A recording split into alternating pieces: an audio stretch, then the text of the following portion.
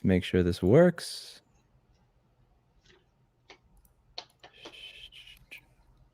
Are we live?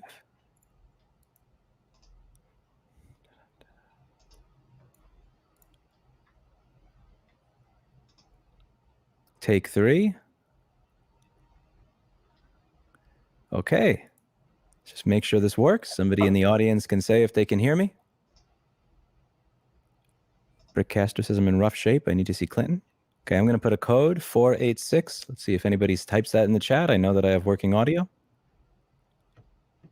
Anybody type 486. I will know that this works. Okay. Beautiful. Okay, so today I have a treat for you all. So over the past several years, I have done a lot of talking on this channel about right to repair, and more so how a lot of farmers have been getting screwed over the past 8 years when it comes to right to repair. And a lot of what it is that I talk about on this channel, all these videos, whether I was, testifying at the unicameral in Nebraska, talking about how Nebraska lead screw farmers and get away with it, going over how Nebraska farmers are getting effed. All of this, a lot of this stuff is coming from what I learned from farmers on the ground that are advocates. And I can't think of a better person to have on than Mr. Kevin Kenney. Kevin Kenney has been fighting for right to repair in that state for damn near 8 years now, at the very least. And I thought it would be great to have him on to have a discussion. So thank you so much for taking the time. I really appreciate it. Well, thank you, Louis. And I hope you can put up with my amateur skills on video podcasting. Oh, this is as amateur as it gets. I'm sitting in a recliner. So can you just introduce yourself and talk a little bit about how you got into this? The sketch, we're going to have a lot that Kevin wants to go over, but I also would really like to dig into some of the dealership comments that are kind of BS, and we're going to take a lot of time to do that. But before we do that, can you just introduce yourself? Well, my name is Kevin Kenney. I grew up on a farm and dairy farm up in northeast Nebraska. And just like I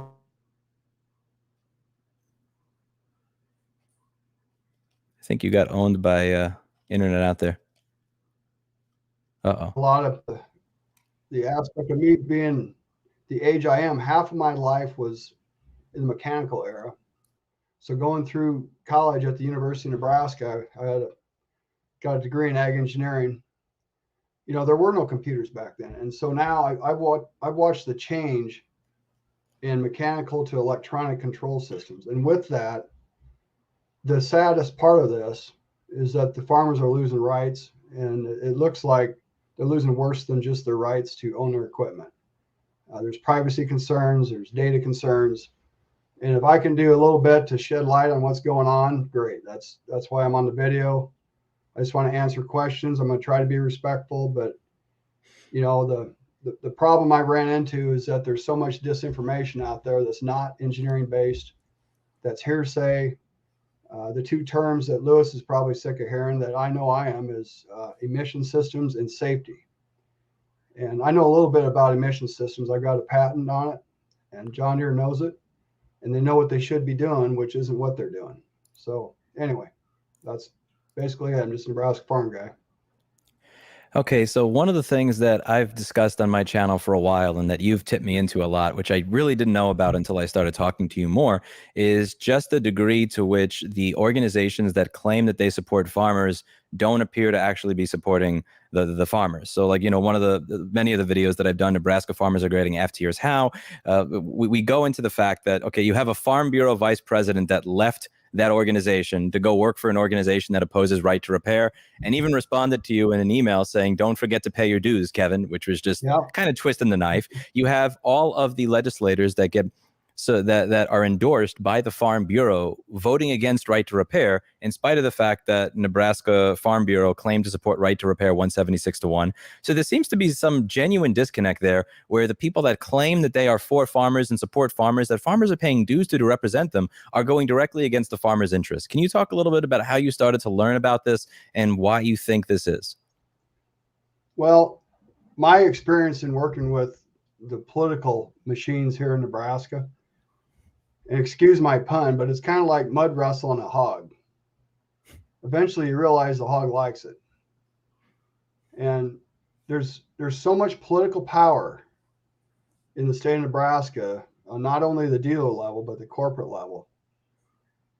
It's just unbelievable. The hearing, they scheduled LB 543, Tom Brandt's bill. Out of the second of the 2-year sessions, Nebraska's unicameral has 2 sessions or 2 years per session. So it was the last day of the last session. It was the last bill read. I had somebody on the floor there that has a lot of experience within lobbying at the unicameral tell me that the dealers had 16 lobbyists, paid lobbyists, and corporate John Deere had 4. So you've got 20 lobbyists. That's about 1%. You're talking the amount of lobby effort that they put down to stop LB 543 and the floor debate, which I put in my notes. I hope you share with your crowd here. You can find that in the description of the video, by the way. It's all detailed and well cited. It's just unbelievable. I'm pulling off my old memory bank here, but like they said, the term safety on the floor of the unicameral is a reason not to pass this bill 14 times. They use the term emissions 7 times. Now, remember, the equipment systems we use in agriculture are exactly like what's used in the over-the-road truck industry, which one could argue has more diesel engines on it than farms, okay? There's a lot of trucks on the road. Why do they get access to repair software? Why does Cummins allow Insight repair software and certification and payload files and education to independent repair shops? Why is that? Because they want safe trucks on the road. You don't withhold information and try to create a bigger atmosphere of safety. The only reason they use these terms is because it helps them maintain an illegal monopoly. And that's why I'm on this podcast, Lewis, to shed light on what's really going on and to present the facts. And that's it. I can't move the aircraft carrier, but a lot of farmers can if they pay attention to what's going on, if they get politically motivated and talk to their state senator.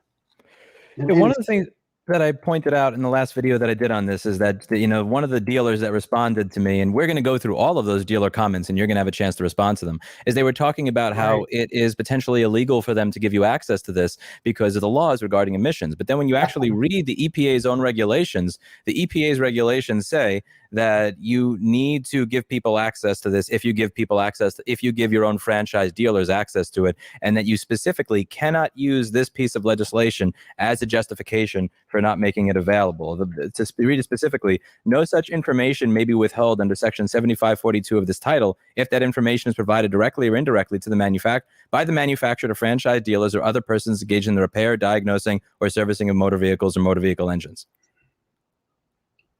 Okay, well, you nailed it. The Federal Code of Regulations says by law you have to allow people to have access to fix and repair and to have the schematics of the emission systems, okay? Now, because John Deere developed the system, which they really didn't develop it, they're using off-the-shelf technologies, they're integrating into their own stuff. If you look at the patents that are held by John Deere, there's a lot of Cummins, Caterpillar, Perkins, Donaldson.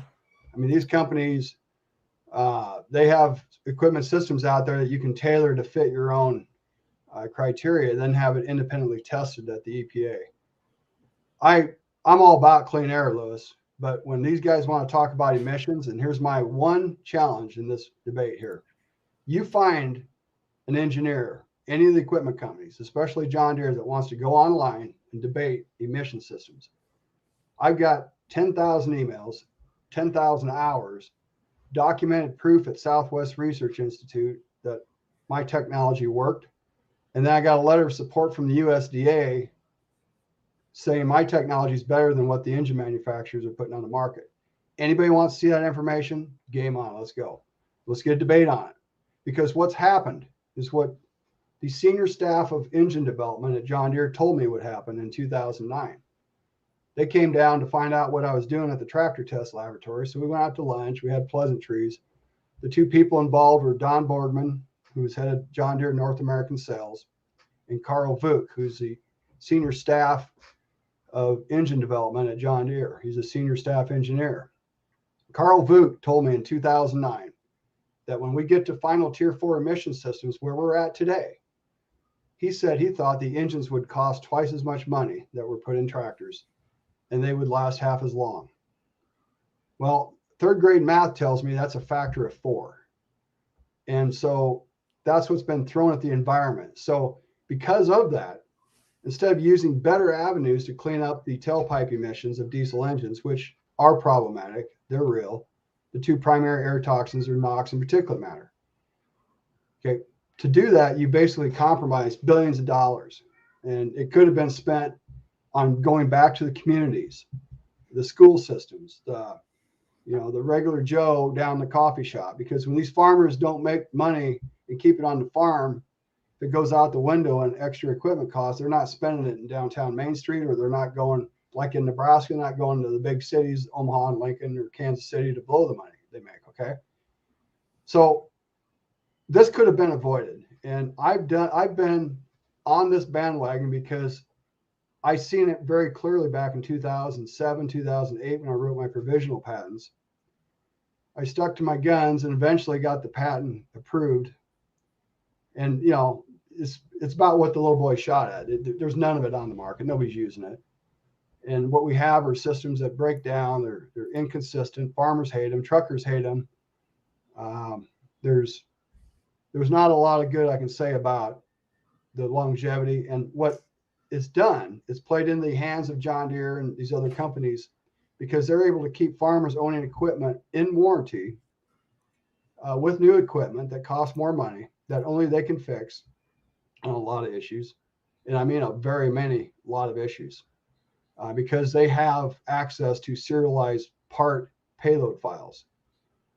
If anybody at the FTC is listening to this, that's basically a crime scene waiting to happen, is when they sell a new tractor and you have equipment systems that are serialized to the VIN number of the tractor. Like, let's say you take a moisture meter off a S670 combine. Farmers know that model. They'll know exactly what I'm saying, but they might not know this.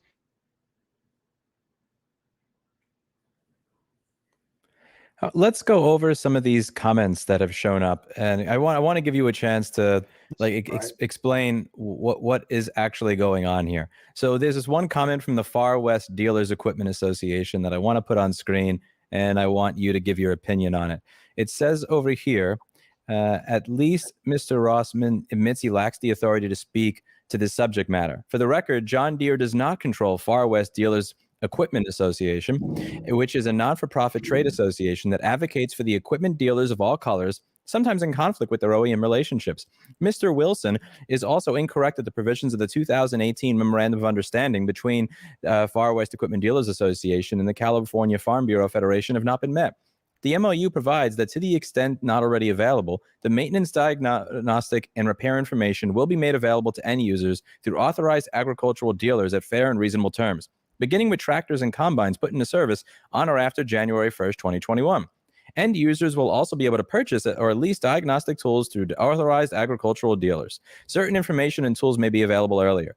Manufacturers and dealers meet this commitment, with the most recent MOU between the American Farm Bureau Federation and John Deere making these tools and diagnostics directly available to end users and independent repair shops, in some cases at no cost. Right to repair proponents knowingly mislead the public that farmers cannot repair their equipment. They want access to control horsepower and emissions, which the federal government regulates to comply with safety and air quality. We suggest you do your research and learn more about the fines imposed by the EPA for chipping, tuning, and modifying equipment in violation of the Clean Air Act. So when they say that right to repair proponents knowingly mislead the public when it comes to farming, since you are one of the lead right to repair proponents in Nebraska, it sounds like he's talking about you. What would you have to say to the Far West Equipment Dealers Association and their comment there? I wish I had his paycheck. They're probably paying him a lot of money to be that articulate. Most of the people I hang out with, if they can't back a wagon in a shed, or, if they can't figure out how to get on a tractor and run all day long and figure things out, then I don't like spend time with it. But I can tell you everything I need to tell you about what his comments meant to me.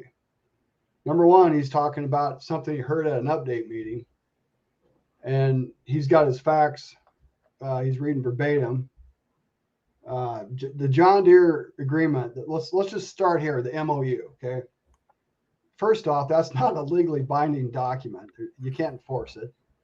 And they're talking about, well, if John Deere doesn't play nice, we can come back in 30 days and we can have a meeting. Well, there's nobody in a technology committee at Nebraska Farm Bureau or American Farm Bureau that I know of that can possibly entertain, a arbitration level.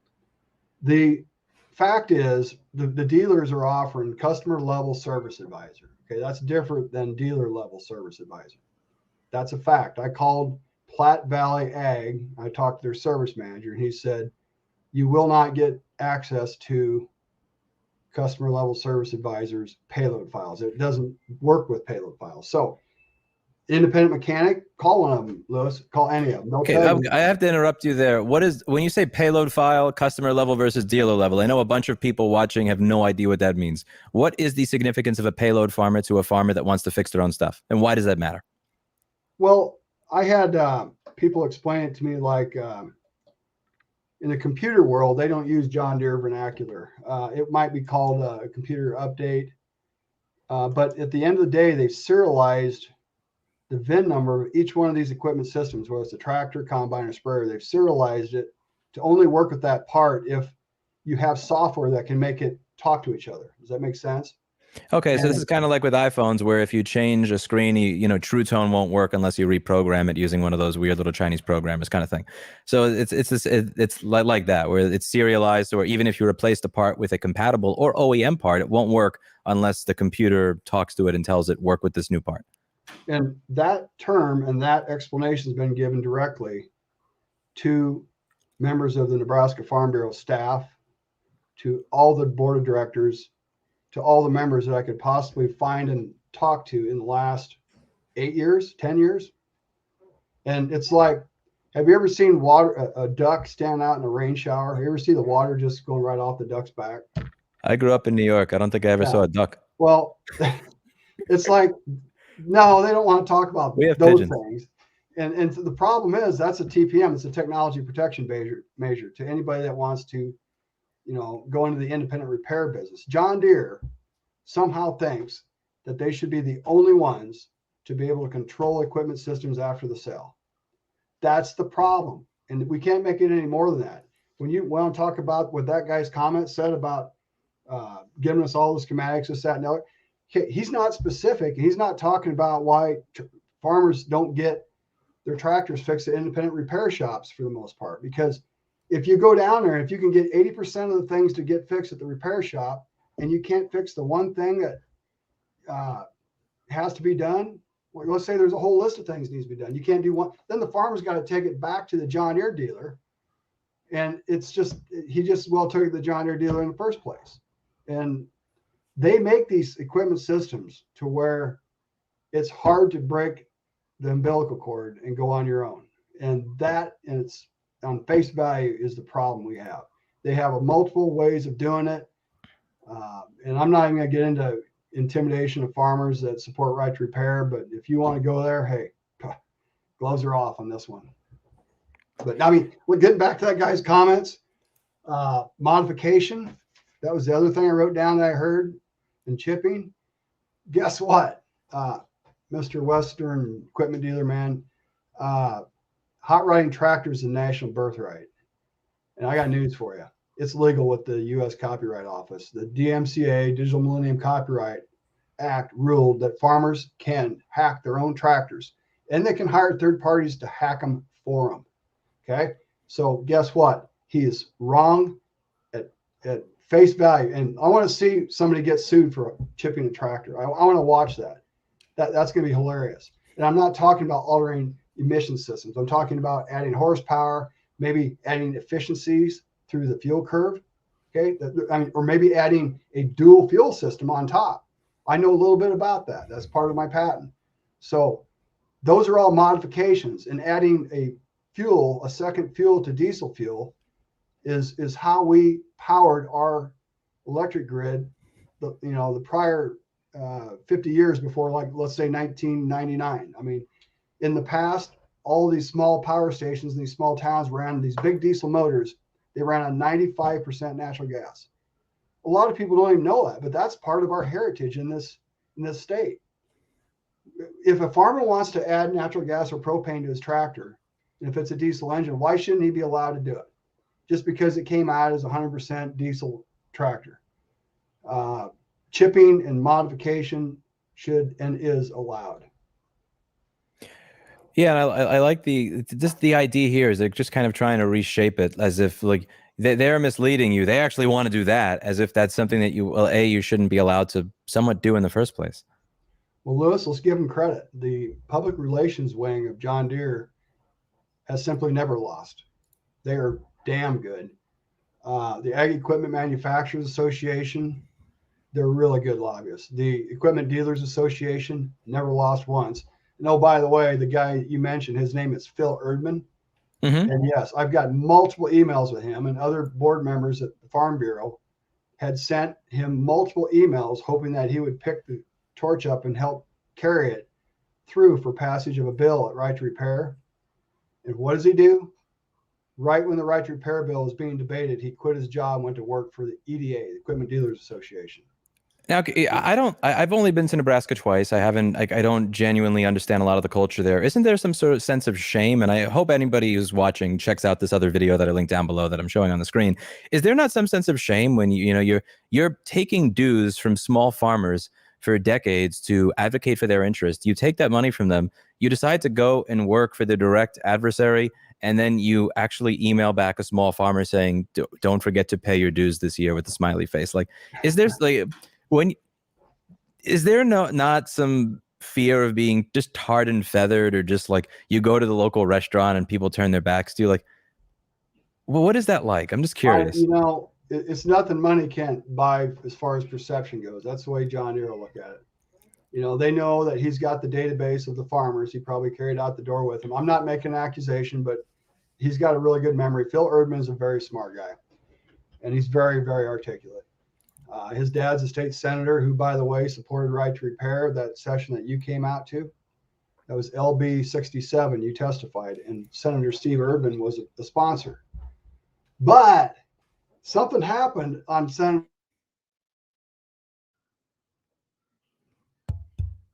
The cornfield internet got him again. Come back, Mr. Kenney. Brown as vice president. And all of a sudden, his son quits and goes to work for the competition. I'm just saying, those are just facts. I'm sure it's a coincidence. I'm sure, Lewis, nothing like that would ever happen purposely. Now, wouldn't it? No.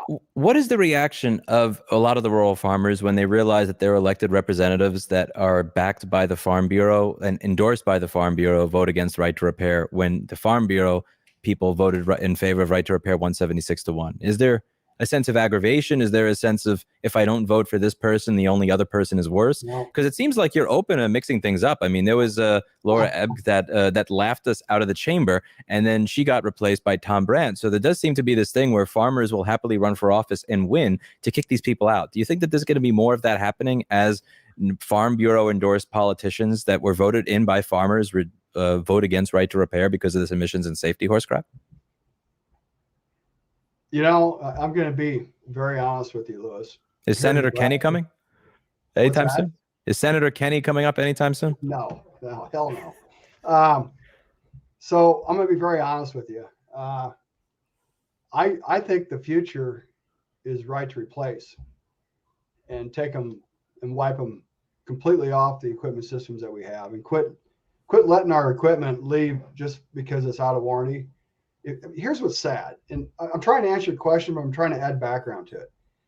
I put a lot of time in the interstate, and I'm watching these trailers hauling green equipment west, and the trailers have a Mexican license plate. Okay, now where do you think those combines and tractors are going? I'm just throwing a question out there. Okay, and the problem that you have is that these farmers can't afford repairing the equipment at $168 an hour, and it just doesn't pay out. They can just get a tractor under warranty, 2 years later get rid of it. Okay, and how are we going to survive doing that? Well, we're going to survive doing that by taking a look at what's underneath the computer screen. Okay, let's look inside these displays. John Deere is running 65% open source software. Why can't we put our own apps Why can't we link up independent mechanics to these tractors, sprayers, and combines through what John Deere does, which is called JD Link, because they're technically using a standard cell phone modem that they put their own SIM card in. Let's pull a SIM card and let's put our own SIM card in, and let's cut John Deere out of the tractor cab. We don't need them in there. If the farmer wants to work with the dealer, have the dealer come out the farm and work on it, or haul the thing in and have them work on it. Don't let them have total access to your equipment system through that cellular network. That's not only unwise from cybersecurity aspect, it's scary when you look at what can happen to your privacy as far as your precision farm data. And I hope we explore some of that information down the road, because that's serious. I mean, that's your trade secret on the farm. And, we need to spend a little bit of time on that for this. This is I wanted to talk a little bit about that bill that you had sent me. You had sent me a copy of about this $20,000 bill for a GPS to work in a tractor. Can you explain that briefly? Because I want to show 2 YouTube comments that I got that seem to be like dealerish kind of comments, and give you a chance to respond to them. But I just wanted you to summarize in your own words what that invoice was for, what was asked for, and why somebody would be in that position with Ag Leader. Well, I've watched Ag Leader come out, and remember, I was working in sales agronomy back in the mid 1980s, and there was nothing on the market. I mean, clear up through the mid 90s, and Ag Leader came out with the first yield monitor, and they've got pretty much a lot of loyalty built on the old equipment systems they had. When the GeoSteer system came out in 2012, it was the best on the market, I think. I mean, it worked really good. And we're talking about the GeoSteer system, I think, in that email. So what happened is Ag Leader, to me, Ag Leader has evolved into like that little kid on the playground that follows the bully around so he doesn't get smacked. So like Ag Leader, I think, is basically working on the backside of what John Deere's doing, watching what Deere does and following the leader, except they're worse than Deere, because with John Deere, you got to give them a little credit.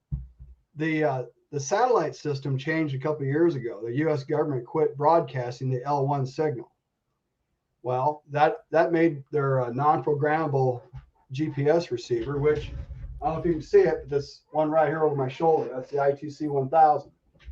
Okay, that turned into basically a boat anchor that only works on WAS signal. It's not very good. Okay, so Ag Leader, there's no way you can update the GeoSteer display, because that chip does no longer work in getting the L1 signal. Now, for the guy that sent the quote to you, do you want to read the quote, or do you want me to just go off my memory? I've read it already. Yeah, if you could read the quote. Okay, hold on a second here. Let's see if I got it here. No, I got it right here. Okay, so there's 2 pictures here. This video does not lay out all the facts. Do I agree with the technology costs way too much? Yes. Is that the one? But don't go bashing a company that you don't have any facts straight. Okay, he's talking about the GeoSteer unit. He says it still works perfectly fine. Well, he's technically inaccurate on that statement, because it doesn't work as good as it used to work. Okay, we got. Now I know which comment you're talking about. I got it on screen. Yeah, this one. This video does not lay out the facts. Do I agree that technology costs way too much? Yes, but don't go bashing a company when you don't have your facts straight. The GeoSteer unit you showed works perfectly fine. The farmer is not forced to update. Secondly, there are more upgrades involved, including a new display and other components that keep up to speed with current technologies. That quote is an upgrade. Do you still use a cell phone or laptop from 10 years ago? I doubt it. Display and GPS units are kept up with the time in order to use new functions. Processing speeds and new features are added. Interview someone about the facts before posting a video that negatively impacts a business. Okay, so we're gonna try and so I figured I should try and interview somebody. So explain. So what's going on here? Okay, so in a nutshell, the GeoSteer system he's talking about, it does work, but it doesn't work very good, because he's talking about a backup signal, and he even mentions that the WAS satellite. Okay, and technically, there was an improvement you could do inside the settings on the display called the Integra that worked with the GeoSteer, and you could switch the satellite from 135 to 138, or vice versa, and that's what he's talking about. But the complete lack of even mentioning the L1 signal, which is your primary signal that disappeared, this guy either doesn't know what he's talking about or he's just full blown, because that L1 signal is explained in page 14 of the GeoDoc manual. Okay, I've read it. And maybe he just needs to read the manual. Can you tell us what the difference between an L1 signal and the WASP signal is for, again, those that grew up in an area with no trees or plants? An L1 signal is a GPS constellation signal, okay?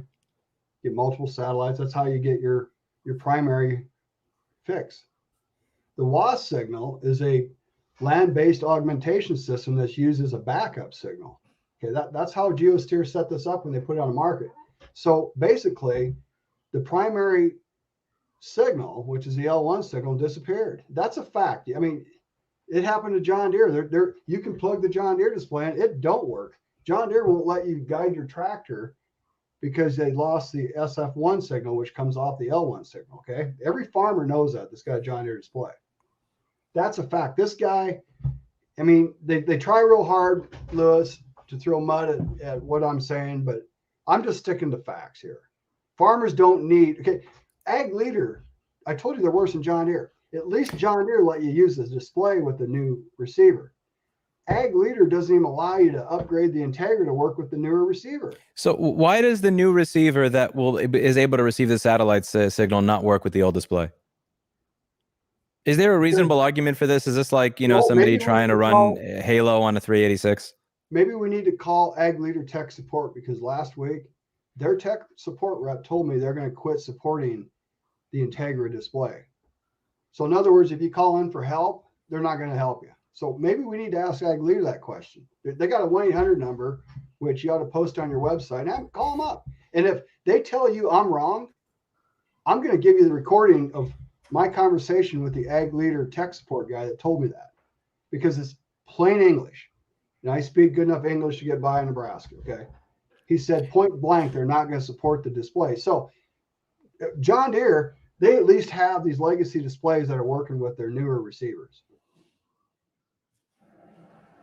Cornfield internet again. Come on. Okay, sure. There we go. All that's going to happen here is that a $50 chip is going to be getting the signal and steering that tractor through all new displays and control systems. The Ag Leader GeoSteer that he's talking about here worked great for 10 years. No problem. And, he's talking about cell phones being 10 years old. Well, farmers got tractors that are 50 years old they use every day. All right. Electronics, you shouldn't put them in a box and say they're going to be obsolete after 10 years. Now, it just depends on what you're talking about. This guy had everything working. The government dropped a signal, and there's no way that you can update this display. Ag Junction was apparently their technology company that got sold off to Kubota, blah, blah, blah, blah, blah. Excuse. What we're doing, I'm going to set up a protocol with the GeoSteer. I might be sending you some and have you tear it apart and put a chip in. I don't know if you can do that work, but I think you might be able to steer me where we can. Okay. I will try. Now, next comment that I thought would be interesting to go over. And thank you, by the way, for taking the time to respond to all these. This is from Nathan. It says, since this guy is giving out a bunch of false information without doing any actual research to bash GPS company Ag Leader, here are some actual facts he left out of the video. First off, if you actually look at the quote, it reads that this Ag Leader system is going to be controlling a Trimble steering valve. Trimble is a different GPS company all in itself. I don't want to assume, but it looks like the farmer ran that brand of steering before getting this quote to switch to Ag Leader. But let's follow Lewis's narrative instead. The steering controller in question that was apparently has to be replaced as a GeoSteer. The controller was made by Ag Junction. When they dropped WAS Satellite 138 out in the sky in early summer 2022, not 2020, an announcement was made that there will be a solution. WAS Satellite PRN 138 will be decommissioned by the FAA and cease transmissions on May 17, 2022. A new satellite, PRN 135, was activated on April 26, 2022, replacing PRN 138. On all Ag Leader systems, the farmer has the ability to change what satellite they are tracking. I've personally changed it on many units myself. All those farmers are currently still using GeoSteers today. Now, the quote in question you are complaining about is a new RTK steering system for a John Deere tractor. If the customer currently had an RTK unlock on his GeoSteer, RTK will still function on it today. I have one myself that I use. All it takes is a software update released by AgLeader that the farmer himself can install in his system. The advantage that the new system will give you is the ability to track more satellites. Now, you may be correct in that replacing a chip on the older GeoSteer can get you access to more satellites, but most farmers don't have the knowledge of replacing chips on computer boards. On the other side of that argument, GeoSteers were released to the public sometime in early 2013. Tell me how many iPhones that were released in 2013 are still being used today. If it's the iPhone 5S, if you were curious. Ag technology is actually one of the more robust systems in today's world. They aren't built to break like most things today. Another thing that Al Rossman left out was the company Ag Junction, who built the GeoSteer for AgLeader, announced that after acquisition with Kubota, January 2022, they cut all support for any current AgLeader controller on the market they built before the acquisition date. That means no more service parts being built, no more software updates, and no more production of new controllers. I'll touch on the whole moisture sensor thing quick. It may be true that John Deere requires someone to come out to link a moisture sensor to the module controlling the sensor, but AgLeader offers a yield system that doesn't require that at all. If the farmer's moisture sensor goes bad in his combine, he buys a new moisture sensor, installs it, and starts communicating without any input from AgLeader. I hope you take some of this information and put out a new video redacting false statements. Feel free to reach out if anything doesn't make sense. What are your thoughts on this? Okay, so these guys are given talking points and bullet points from somebody within AgLeader, and I sent you through our app. I did so. I'm going to put it on the screen right in a moment. Yeah, this is the second guy to repeat the same erroneous information. All you have to do is read the manual. It tells you exactly what's going on. So I'm going to put this on the screen and then ask you to tell me what the significance of this is. And here we go. So what are we looking at here? All right. So that's a geodock antenna, and these guys know what that is. This is called a dumb antenna because there's no software in it. Okay. And they went to a new antenna, which is the 7500, and that's got all the software in it that you have to have unlocks. By the way, that quote I sent you has a $4,500 unlock for their smart antenna that you wouldn't have had to pay if we could have just put a $50 chip in this geodock. But the important thing that two guys that just wrote you nasty notes about AgLeader need to realize is that if you read the manual, the first sentence on page, I think this is page 14. Help me if I'm wrong, it's within there. It says the Geodock Pro has a built-in pentaband cell modem antenna. Okay. Now that's obsolete. That's 1G. You can't use it. So basically what we're doing here, we're using the L1, L2 frequencies from the GPS. Okay. That's what disappeared. All right. And we don't have that anymore for a signal. We can use NTRIP RTK guidance. So let's say DigiFarm, you can use that with the GeoSteer system, but we couldn't make it work at all as good because we lost the L1 signal. And so that's our problem. We're all over the place and it doesn't work good. And, anything else after that really is immaterial.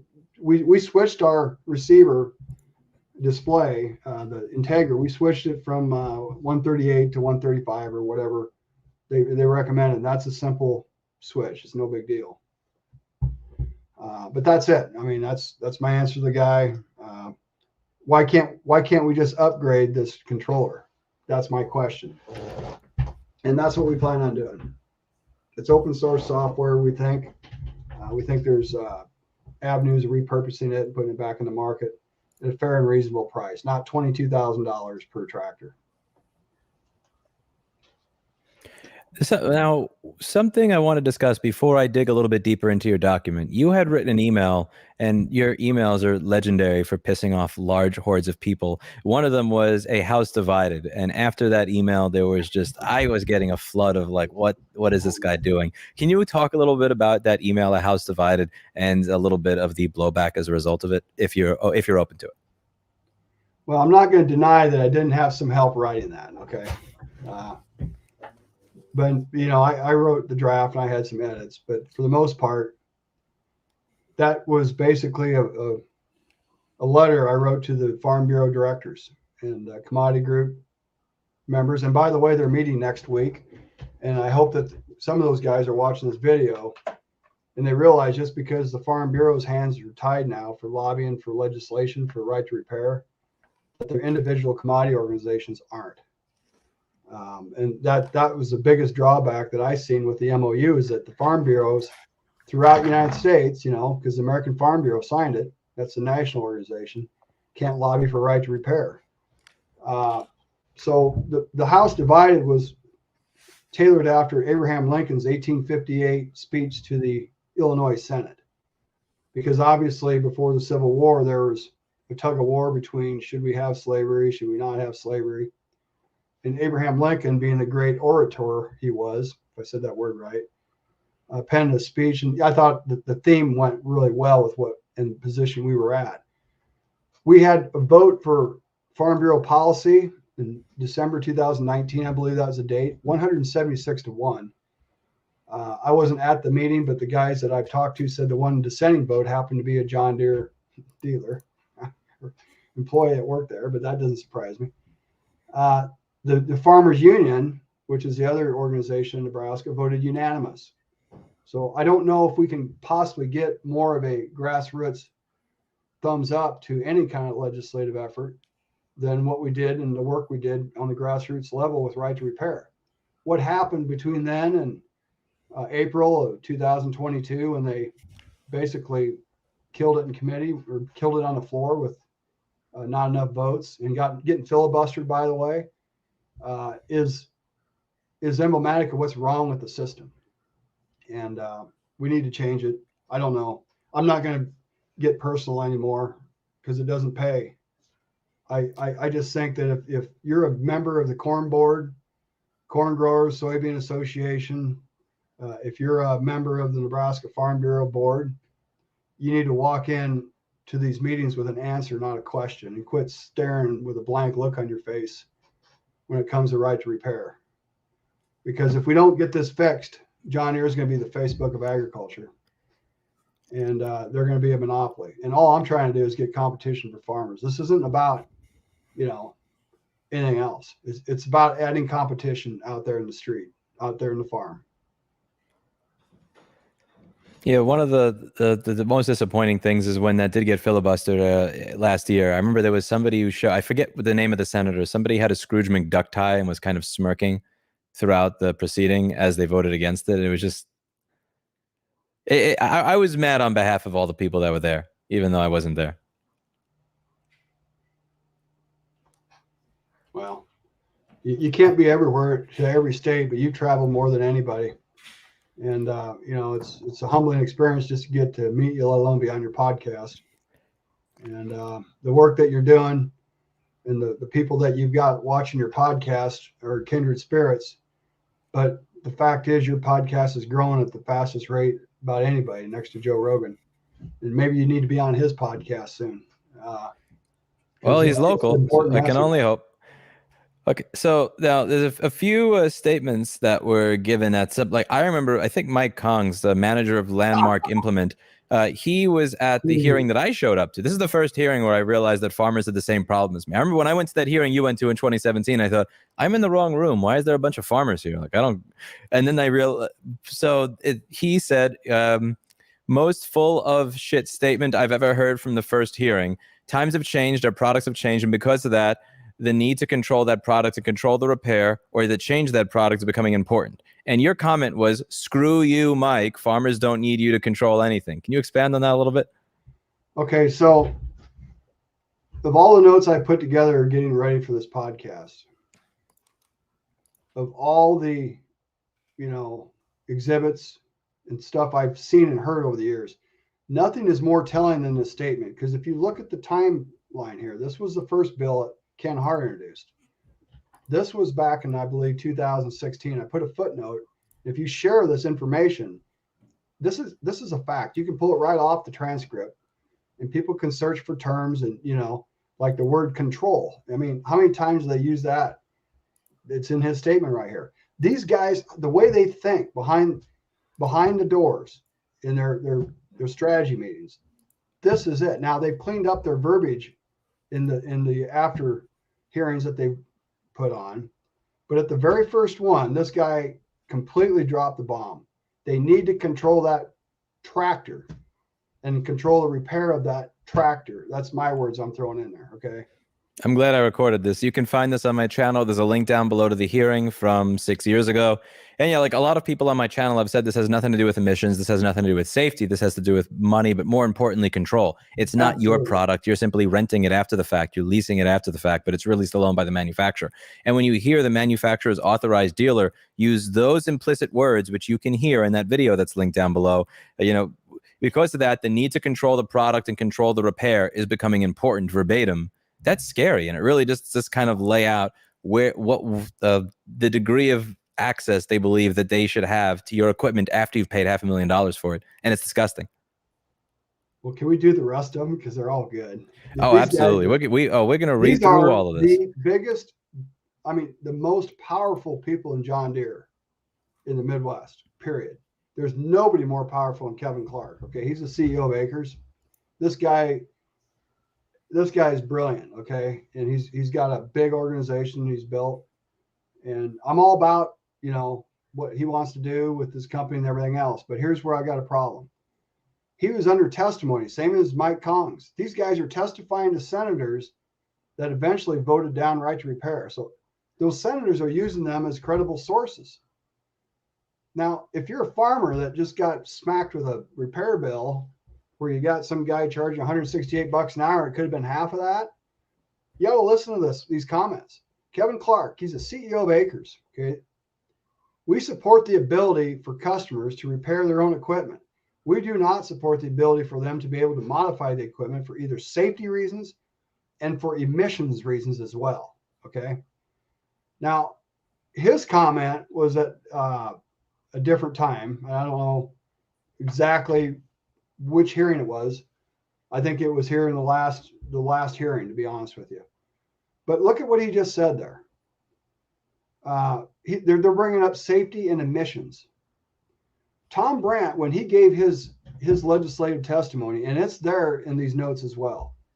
Tom Brandt is a farmer that survived 50 years out in the farm practicing safety. Safety is a given, okay? And they're gonna be able to tell you right off the bat what's safe, what isn't safe as far as their tractors go. If they want to do something to that tractor, they're going to consider safety first, okay? And use a good. I can just go on about safety, but emissions. Tom Brandt brought it up once. He said it's not important.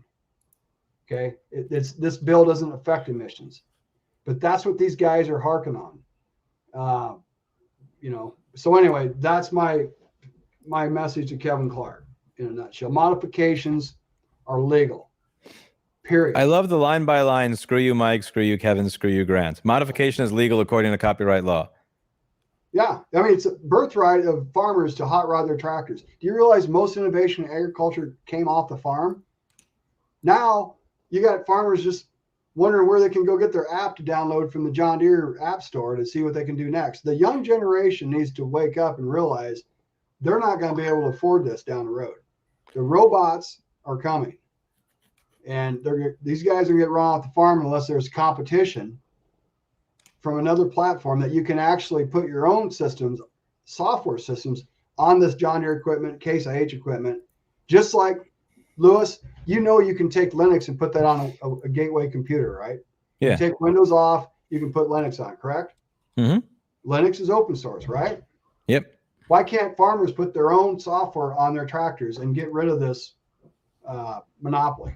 That's what needs to be done. I don't think we're going to get repair measures to the point that it's going to work. I'm sorry.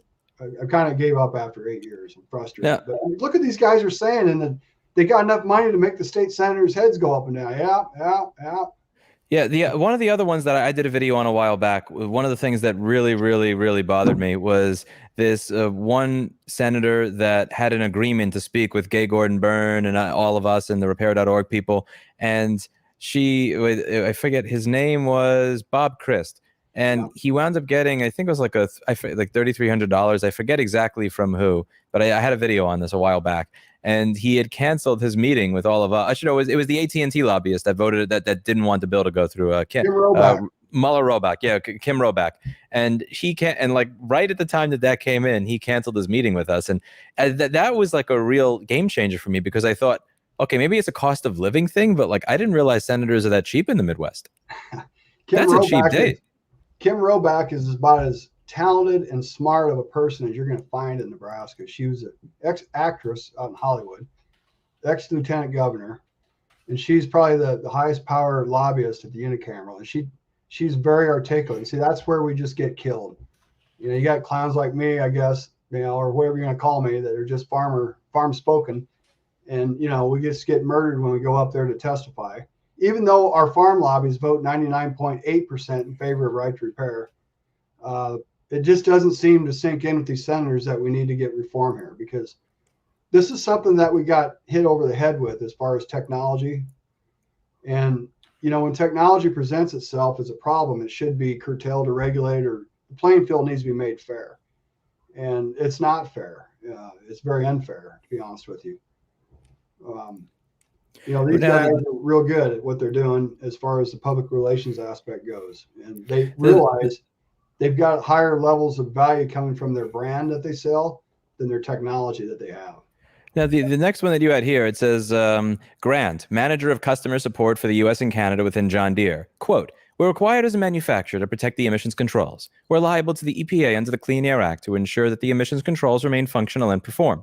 When you look at the reality of the law here, it reads, to me, I'm not an attorney, but it reads very differently.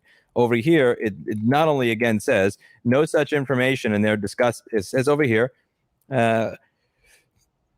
manufacturers provide promptly to any person engaged in the repair or servicing of motor vehicles or motor vehicle engines, and the administrator for any use of such persons with any and all information needed to make use of emissions control diagnostic systems prescribed under this subsection, and such information, including instructions for making emission-related diagnosis and repairs. No such information may be withheld under Section 7542 of this title if that information is provided directly or indirectly by the manufacturer to franchise dealers. So when you actually read the Clean Air Act, it says the opposite of what they're saying. There is one section of the Clean Air Act where they say that you can get in trouble if you bypass these systems in an illegal way, and there is a civil penalty for it, but that's not for the manufacturer, that's for you. So if you bypass the emission systems in an illegal way, the EPA has the right to fine you, which is what makes sense. And it looks like they are pretending that it is their responsibility, so they have an excuse to not give you access to what you need to fix your own stuff.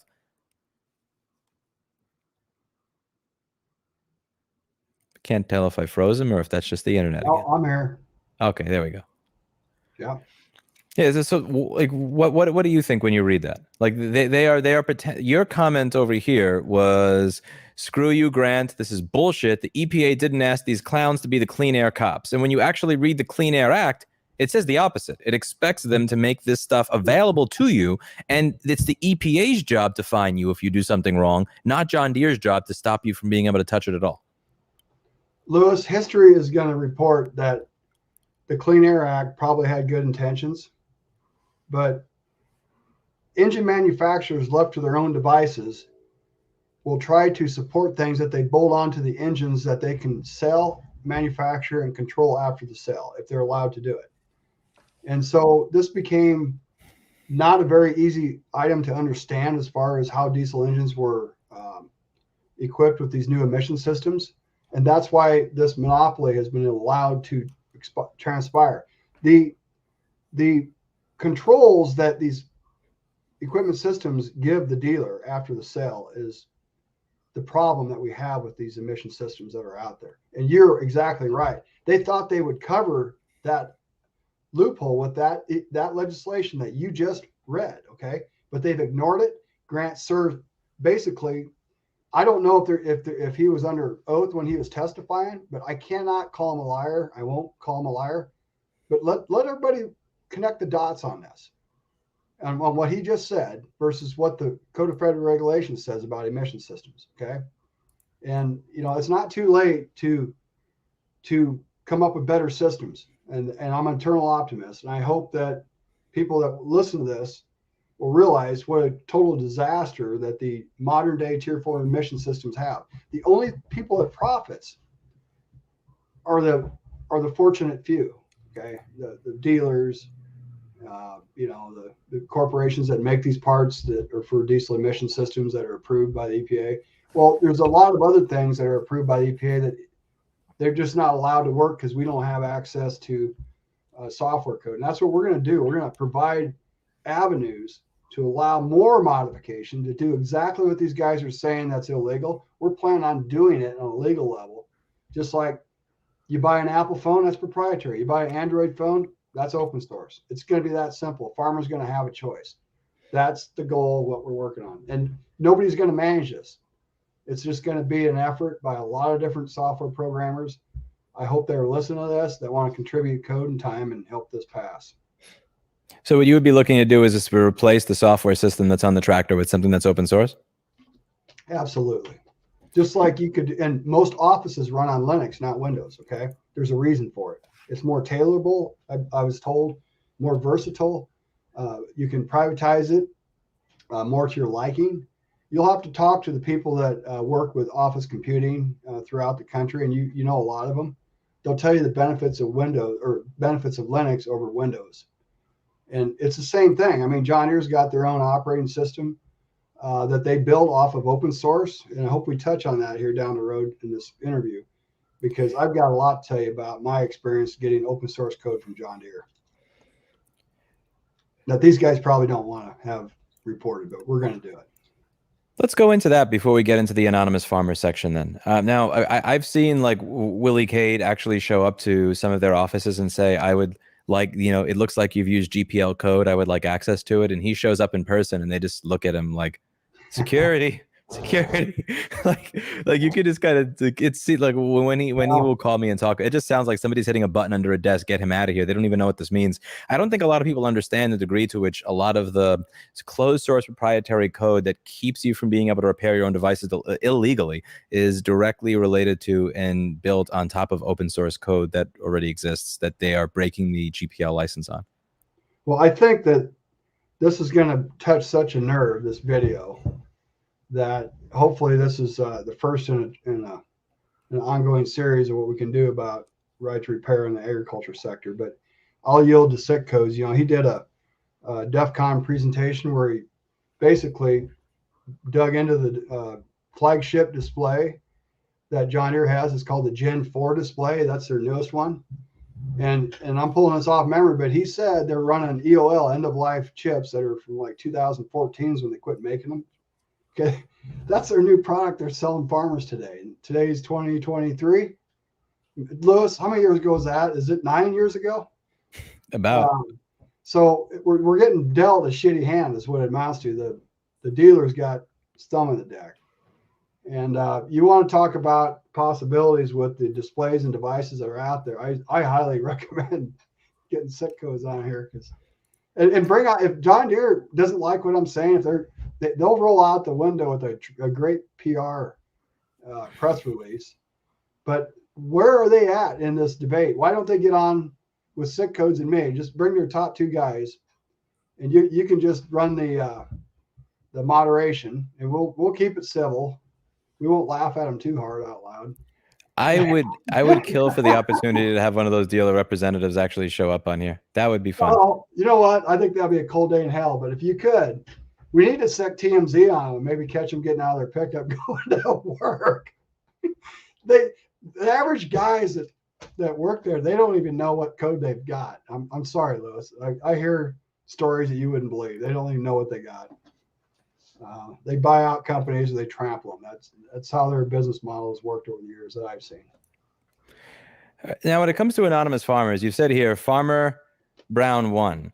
It says, since I supported right to repair legislation in the Nebraska and any NEFB lobby with my state senator, I'm getting shafted by my local dealer in Nebraska. When I try to buy equipment, it's grossly overpriced and I can't get parts. And number 2, after I supported this bill, my tech support from the local John Deere service rep doesn't know my name. Farmer 3, I'm afraid to speak up for fear of retaliation against my farm operation by the local John Deere dealership. Joe, the John Deere tech, 19 years old, says, I only make $19 an hour. Can you ask my bosses what they charge you? $168 an hour shop rate. These young techs are basically held back from starting their own independent repair shops due to lack of access to the John Deere portal, payload files. They will lose their XID, which all John Deere techs need to access the DTAC Dealer Technical Assistance Center, and payload files for multiple tractor fixes. Okay.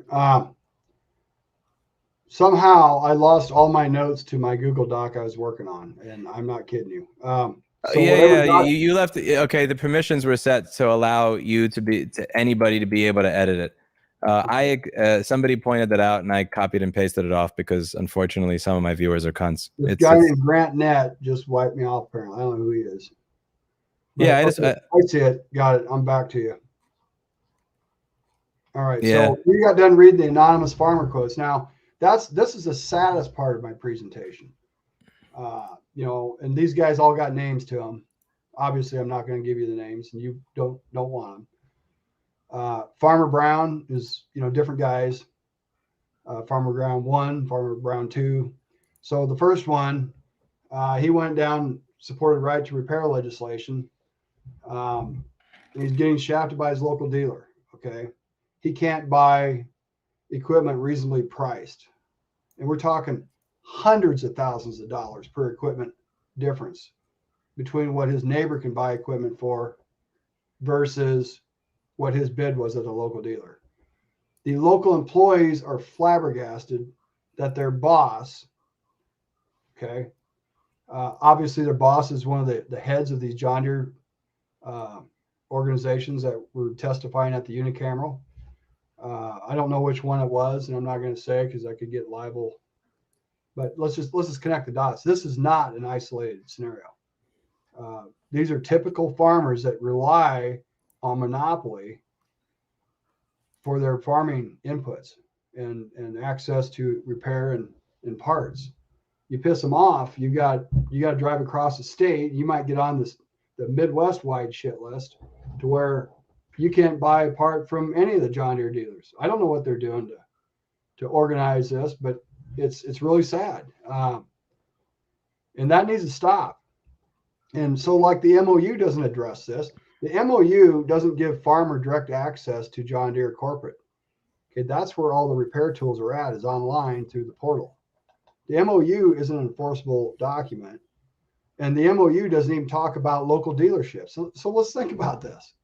The MOU is a worthless piece of toilet paper. You just, not even use it. I mean, it doesn't do anything for the farmer that I can see. Now, the MOU did do something, which is it got the Farm Bureau to agree to stop lobbying in favor of right to repair. So in exchange for a worthless piece of paper that doesn't promise anything and is not legally binding, that doesn't actually give you access to the things you need, according to Jared Wilson, John Deere got one of the largest people that was at least claiming to lobby in support of right to repair to go away. Yeah. That's a... Yeah, they did it out in Puerto Rico on a Sunday, and none of the board members that I talked to knew that was going to happen. Okay, from Nebraska. I'm just saying my own experience. Maybe if you've got farmers listening to this podcast, they need to call their Nebraska state board member for their district and go into the conversation with some answers and not questions, because the answers should be like, get your butt in there and find out what's going on. The word I got through the grapevine, now remember, I've got different people offer me information from the inside, which are going to remain anonymous. I just heard through the grapevine that John Deere gave the Farm Bureau $100,000 to sponsor that Puerto Rico meeting. Okay. Maybe somebody needs to look at the books there if you're a board member of the American Farm Bureau. I'm just throwing it out there because it's a grassroots organization by charter. They should be transparent with what's going on. You would think. Yeah, there was, and speaking of, this is something I really did want to bring up to you while you were here, and I almost forgot, and I'm so glad that you brought it up. When I was discussing this, we were lobbying in Maryland on behalf of this, and there was this one email that I got that was so incredibly disturbing. Give me 1 second, I just want to try and find it. Let's see. Essentially they were saying our issue is really not so much like the issue is really that you don't have enough dealers to service you. Farmers don't actually want to fix their own stuff. And I wanted to read you the specific text of that email because it's likely going to make you, because it's probably going to make you angry as I was when I read it, because these are the people that are supposedly supporting the farmers. One sec. Let me just see if I can find this. It's very close. There's so many emails back and forth between these people.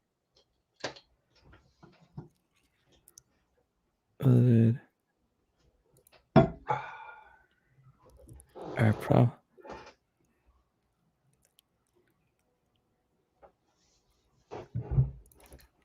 Okay, almost there. Thank you for the...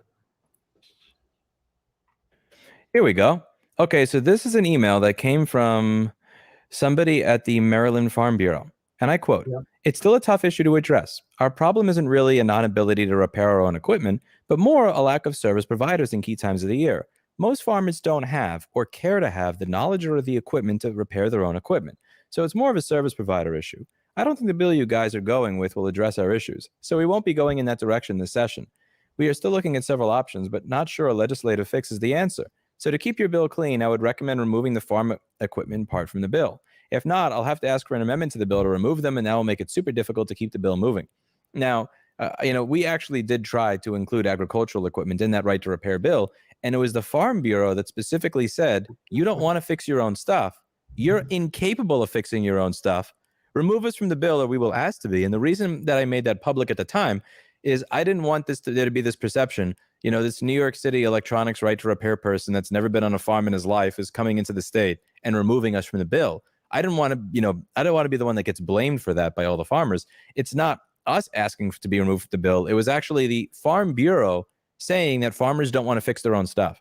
And that sentence was just unbelievable to me. Farmers don't, let's see, most farmers don't have or care to have the knowledge of the equipment to repair their own equipment. And that just cuts against everything that I've ever heard from every real life farmer I've met over the course of my life.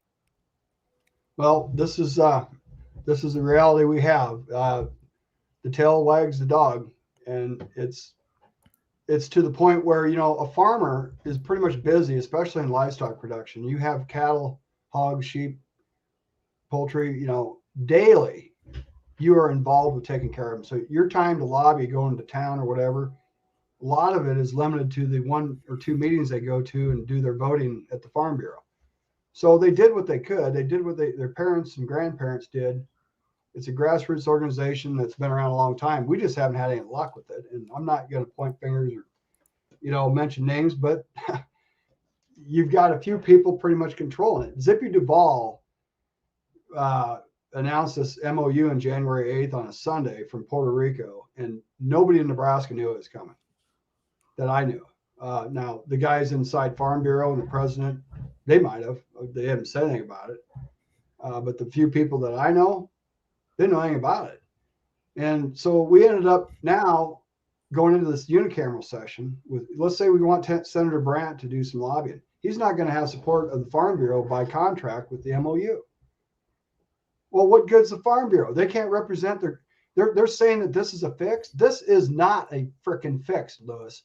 This is I can't say it. This is a joke. Screw job. Yeah, this is an absolute. I don't expect this video to be monetized, so by all means, let loose. Well, what the hell? I mean, you got what, 99, 176 out of 1, and then this is passed.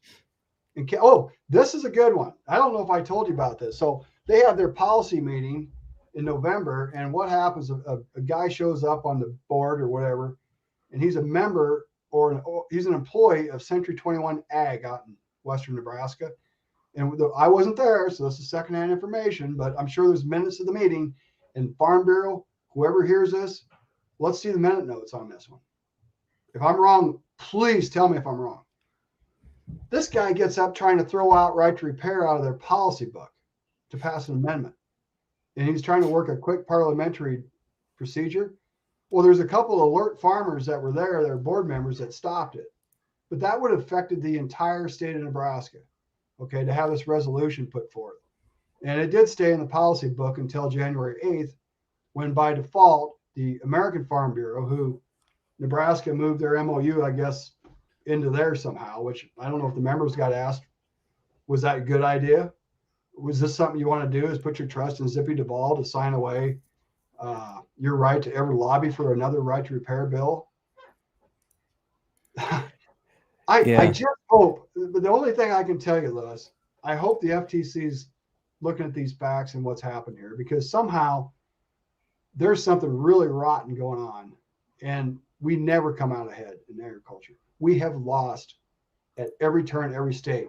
That Maryland deal, I talked to a farmer that was on the board of directors out there. This is a canned deal. The farm group voted for it, the Maryland Farm Bureau. Okay. They moved it up. They're a grassroots organization. And they had some staff member, I guess, say, no, farmers don't want to fix their own stuff. I mean, that's what you just read off. Yep. I remember all that. And Zippy Duvall showed up at the Maryland Farm Bureau, and he was there the night before this happened. Did you know that? No. Yeah, that's what this farmer told me. Now, I don't know. I'm sure Zippy had a reason for flying from where he's at. Was he in Atlanta? I don't know where he's at. He flew into Maryland for a reason and talked to the Farm Bureau staff. And the way it was explained to me, the next day that email come out, so or whatever, next week. I don't know. You can't control it. These guys literally have a barometer. Okay, it says go where the money is. They literally have to rely on outside money from corporations to keep their business going as a lobby group, I guess. Representing the interests of the farmer must be second place, because they sure as hell didn't follow the boat here in Nebraska. They didn't. I want to get in some of these agreements that you mentioned. So in 2012, the John Deere telematics subscription contract, access to and use of system data. John Deere may provide and/or discontinue access to and use of system data to dealers. So John Deere can shut off your tractor data. John Deere may use the system data as described therein and in this contract. Customer acknowledges and agrees that system data may be transferred out of the country. What the and where are they sending my data? That's kind of weird. Lewis, it all starts and ends right there. If any farmers listen to this, okay, if he's at all concerned about his privacy data, all right, what he needs to do is to cut the umbilical cord with John Deere. The way a Harvard lawyer explained it to me is that they came out with this mobile telematic gateway system. It runs off an AT&T network SIM card. In 2011, they put it in their modern day tractors, sprayers, applicators, modern big equipment. Cornfield internet again. Come on. Cell Phone Portability Act allows you to take your SIM card out, put it in a different SIM card in. Let's say you want to take your Verizon out, and you want to put an AT&T card. You can do that, right? And this device, the MTG John Deere has, it's registered at the FCC's website. You can go online and look it up. It's got forensic pictures of it. Okay, this is where it is. Farmers need to cut this umbilical cord. And this is a big, nothing but privacy data stream heading out of their farm, according to John Deere's own words, out of this country's jurisdiction. What does it say right there? System data may be transferred out of the country. Yeah, I took that. Why? From both their contracts, 2012 and 2015 contracts. Okay, now unbelievable.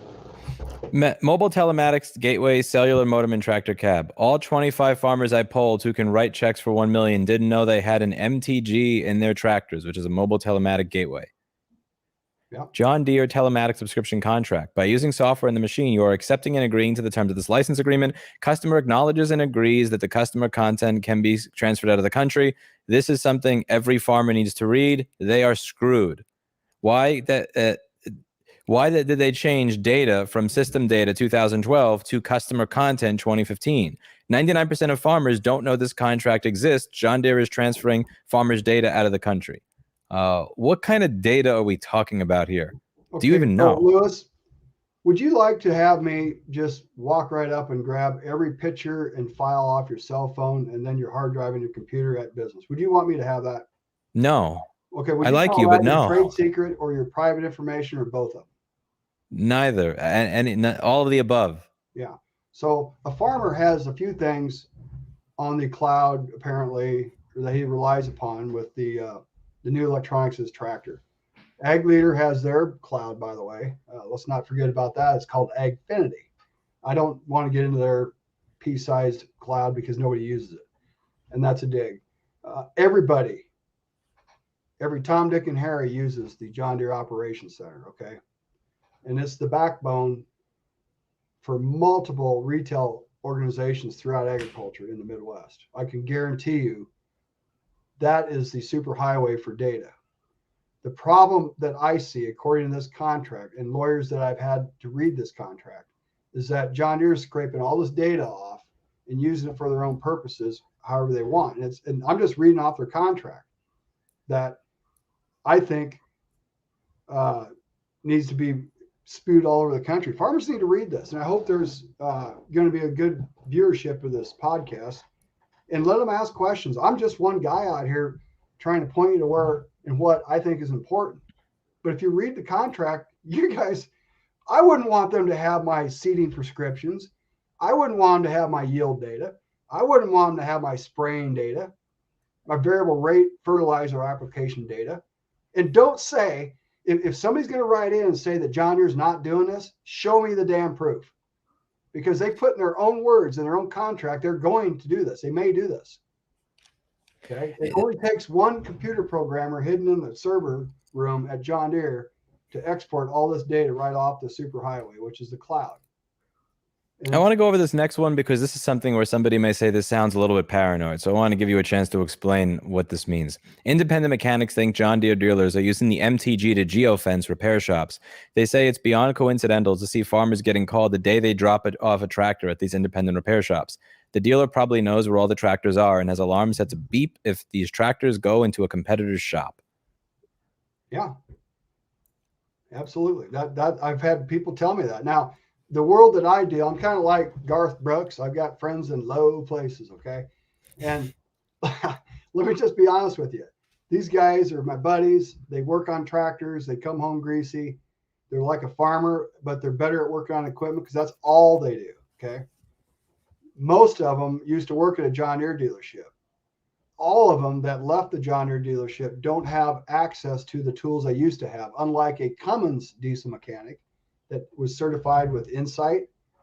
Okay, they still have kept their user ID. This one guy told me he quit John Deere at noon. He got home, half hour later, he was cut off the portal at John Deere already. The dealer just went online and cut him off. So he can't get payload files. He can't download schematics off the John Deere server anymore. He can't do board. He can't do squat. Okay, and that's he decided. Look, he's going to start a repair shop. He's forced to work, and these guys are all forced to work in the gray area. They shouldn't have to do that. And customer level service advisor is a joke. You're better off getting gray market stuff that they're going to try to call black market, this, that, and the other. There's gray market software out there that works way better than what customer service advisors do. I'm just telling you from what I heard. I mean, it's a shame that these guys are relegated to that status. And farmers love taking their tractors there. And to think that somebody, and this is happening, from what I've understood, these farmers are getting geofenced. They drive their tractor in, boom. I've had bankers tell me that farmers' cell phones are getting geofenced. Okay. When you say geofenced, what does that specifically mean? That means that it stops working outside of a certain area, or when you leave that area, you get a call from the dealer? Let's call the MTG exactly what it is, Louis. It's a very highly capable spy device. Okay.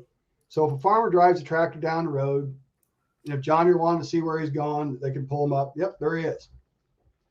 Can I give you one example? This is so good.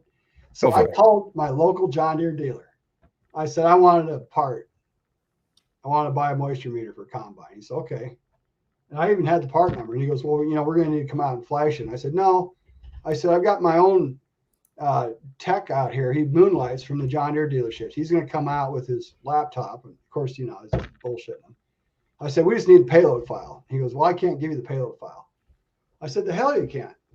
And he goes, all right, give me the serial number. So I made up a serial number. Like I found a serial number off a combine. I changed the last two numbers. I'm not going to give him my farmer's serial number.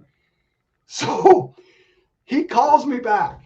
This is priceless. You blankety blank. He said, you're just making this up. We know that combine's not even in the state of Nebraska. And it's like, who in the fucking hell's that? Excuse my language. Who the hell asked this guy to geofence where my freaking combine was? I'm trying to order a moisture meter part. And the fact is, you got to pay the piper. It goes back to that's so creepy. First sentence at the first hearing. We got to control these things after the sale. Yeah, I bet. Because you're not going to get the profit. My independent mechanic buddy's going to get the profit. So anyway, that got me going. I tried to steer me back to where you were. That got me. Is the most offensive thing that you can possibly do to a farm tractor. Watch what it does and then steal the data off of it. And to be honest with you, I don't think John Deere's doing anything illegal because they said in their contract they're going to do it. So it's the dumb shits that don't want to recognize that this is going on. Okay. And they can fix their situation very easily. If you have a Torx 15 screwdriver, you can get the access code or port off, and there's a little white SIM card in there. Jerk it out. All right, now you said over here, John Deere JD Link MTG Operator's Manual. This is installed in 90% more of tractors, sprayers, and combines since 2011. John Deere and partners could be using farmers' data in the commodities futures market to speculate on the markets enabled by the telematics agreement. Can you talk about that a little bit? Now, remember, I didn't make a direct accusation, and by no means do I have proof that they're doing this. You're just saying it could be happening. It's a potential. Well, okay. All of this precision farm data, and we're talking about companies that use this platform, which is called the John Deere Operations Center. They say this one company called Field Reveal, okay, they run over 100 million acres a year just on their platform, which involves dispatching jobs to the floater, the sprayer that's out in the field or the tractor, and then having that status update to applied, and then they run it through the billing cycle. It's not just the precision farm data that's going out. It's all the financials. It's all the dollars per SKU unit, everything. That's all entered into these orders. I cannot possibly tell you, like John Deere's own website said that they're up to about 300 million engaged acres. That's their quote, and you can read it for what it is. I'd love to have them define where they got the engaged acres term. That might be a good topic for the next video if you do. Now, you said over here that John Deere wanted to buy Monsanto's precision planting in 2016. The Department of Justice filed a suit versus John Deere in 2016 to block the acquisition, alleging the transaction was a merger to monopoly in high-speed precision planting systems. After this was abandoned, John Deere blocked Monsanto's precision farm data technology from working on his tractors through an update to the MTG software. The technology brochure is still on Climate FieldView's website. Yep. Yeah, it's still there. I left the link. And what I was actually directly involved with this because I help farmers, my buddies, put their Climate FieldView system on their tractors. And I had guys tell me that it worked better in 2016 than it works now because they were able to use the MTG directly. Okay. And so what you have to do today is kind of a very popular system with farmers, but this is the puck. Okay. And this little thing screws into the isobus connector on the tractor. And between Climate FieldView, which is owned by Bayer Monsanto, it's a separate cloud system that farmers can have their data stored at. The big bitch I've got, and this gets a little technical, is that with the new rate controllers that are on these planters, the farmers' data, okay, that they've made an agreement with, they're going to store it in the Climate FieldView cloud. And they're going to work with their independent agronomists with this. On certain newer equipment systems, they can't directly take this data off of the John Deere CAN network system. How that happens and what's the latest update, maybe it's changed in the last year. I doubt it. It has to, now get this, you're going to love it. It has to first go to the John Deere Operations Center.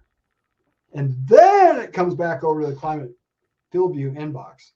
So basically, John Deere just changed their equipment system to kind of head Climate off. And what they did, if you read that brochure, that was a standalone system that was plug and play with an iPad back in 2016. You didn't need a puck. You didn't need any of that stuff. It just worked. John Deere updated their displays, or MTG or whatever. The next morning, it didn't work. Now, if these farmers think that they can allow this to happen in the future, to go outside and do chores and to find out the tractor doesn't start and the dealer cut them off because they pissed the dealer off, or John Deere cut them off. They just pissed them off, or for whatever reason, they have control to shut down a tractor remotely. That happened in Ukraine. Did you see that? Where yeah. Okay. Pay attention to what happened there. I'm not saying that those guys didn't deserve to have their tractor cut off. But if it's doable there, it's doable here is the point. Yeah, it's called OTA, over the air updates. And they come all the time to farmers, and it pops up on the screen. Do you want to accept this update or not? Well, guess and this what? is a part of the reason that we were talking with the anonymous farmers being scared to speak out, because if you have the ability to turn somebody's $500,000 device off, like with an over-the-air update, you could just call it a whoopsie or whatever and ruin their life. But think of what happened there. Bayer Monsanto at the time was the largest ag chemical company in the world. They've got the second largest seed corn business in the world, and they had technology that was better than John Deere. John Deere tried to buy it, and the Justice Department said, no, that ain't gonna happen. So after the sale, and you can follow the timeline, after the DOJ stepped in and John Deere backed off trying to buy this technology, they cut Climate off, boom, because they thought that they were going to own all this technology. Does that make sense? Yes. And that's the power they've got. If it didn't work by buying them, we're just going to kick them out of the tractor cab because we control the telematics. That happened. And that link is probably going to disappear tomorrow or the next day, because John Deere's going to get on the phone and say, Climate, you son of a bitches, get that off. That's been gone for, 7 years? What the hell is 4 and 3? Yeah, 7 years ago. It was plug and play. And now you got to buy a bunch of hardware to make it work. I mean, that's the crap that went on. And that's a fact. All you have to do is read the brochure. It tells you everything. Make a PDF of that too before it disappears. I think I did somewhere. I saved a copy because it looks like the edit permissions were left on for anybody. So the moment I noticed that, I made a private copy so that it doesn't get destroyed. My favorite part of this is when they say these people want to modify tractors. They're going to modify them. And one of the things that you wrote, it is legal to modify tractors in the DMCA. It says, we won the right by the U.S. Copyright Office ruling to modify tractors and hire third parties to hack them for us. There is nothing left for the U.S. Copyright Office to do to make it clear that farmers are within their legal rights to fix and modify to their heart's content. We don't need any new federal law in this area. Repair is legal. Come sue me, assholes. This would be the best press in the world, except for appearing on this program, of course. And 1428, EFF's proposed regulatory language reads as follows. Lawfully obtained computer programs that control or are intended to control the functioning of a motorized land vehicle, including firmware and firmware updates where circumvention is undertaken by or on behalf of the lawful owner of such a vehicle for the purpose of lawful aftermarket, personalization, improvement, or repair. EFF, vehicle software repair, and there is a source to the U.S. Copyright Office. As you said, we cannot let companies like John Deere become the Facebook of agriculture. Just like Cargill, food from the store, John Deere controls code for the crops in the fields. Their power and breadth have kept wages down, squashed worker power, and pushed family farms to the brink of non-existence.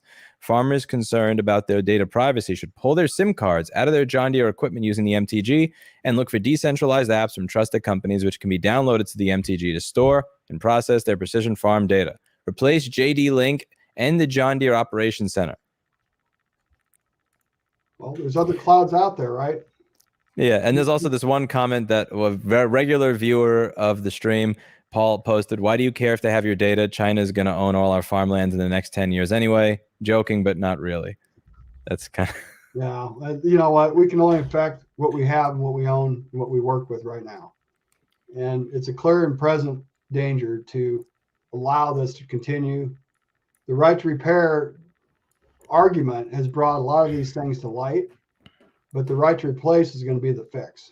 And it's going to be like you taking your computer and wiping Windows and putting Linux on it, or you dropping your Apple cell phone and buying an Android. And I'm not saying that anybody should.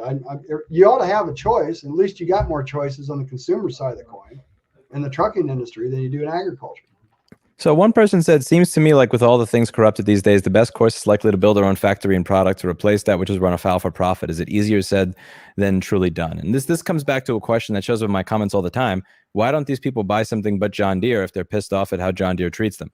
Like now the argument in my industry, in consumer electronics, is, okay, you want to buy a device with a schematic that makes parts available, like at least up until just a few months ago when companies like Framework and Fairphone came out, that didn't exist.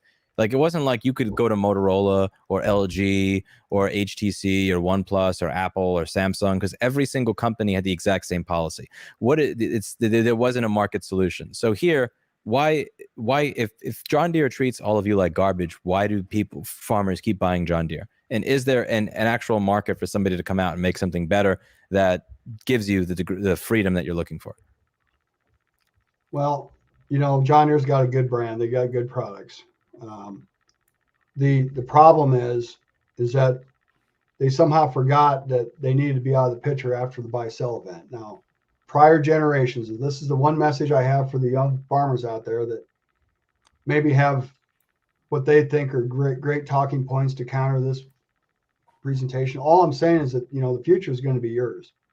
Do you want to have a future where you're basically running into one company to get most of your equipment systems repaired, telematics from them, have them purposely block third parties for using their platform like they did to Climate Field View? That in itself is a freaking crime as far as I'm concerned. And the DOJ, sure enough, they showed up and didn't want to see John Deere buy them. But where in the hell were they when they kicked Climate off? I mean, I don't know if that's me talking out of context or not, but that happened. And so where are we at here? If somebody from Climate Field View or John Deere wants to dispute that, have them come on. Have them tell me exactly what happened. I'm bringing a brochure up in a story that was told to me from not only people within the seed industry from Monsanto's wings, but farmers that actually used it. And they said it worked great. It worked better than what they had now. Anytime okay, so like if you leave that SIM card plugged in, if you're out there working with another system, let's say Louis Rossman shows up and he's got a widget and it fits right up there in the tractor cab, and farmers love the widget and they're going to use it, and the neighbors see it and the neighbors buy the widget, and you're 2 years down the road and you're going great, and one day you get an OTA update to that tractor cab and your widget quits working. How would you feel, Louis? I would be pissed. Well, yeah. What do you think Monsanto was?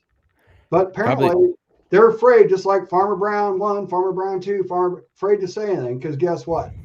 They'd get stomped on by John Deere, because you know what John Deere could do? They could go down to the competitors for Climate Field View's seed companies, the portfolio that Monsanto Bayer has, and they